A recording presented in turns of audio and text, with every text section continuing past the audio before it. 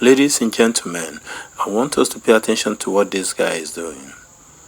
He has tested the two terminals with a wire connecting them together to confirm that there's no life in this battery. Now he's cutting it open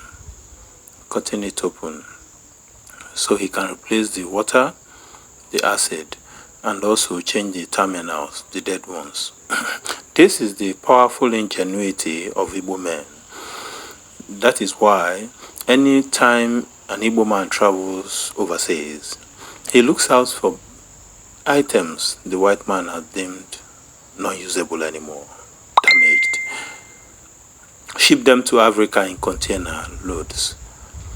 And before you say jack, these items are refurbished and sold.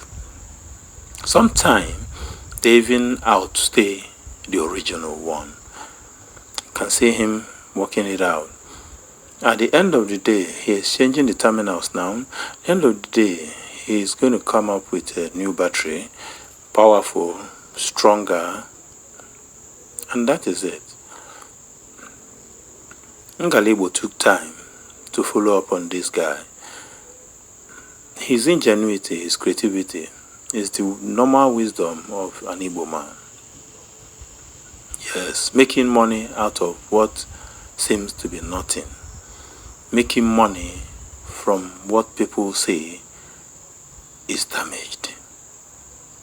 Making money legitimately out of their sweat, out of hard work.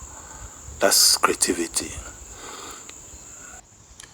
That is why in Igbo ideology, it is believed and often said that the hand, the human hand, makes the fish bend in the appropriate proportion.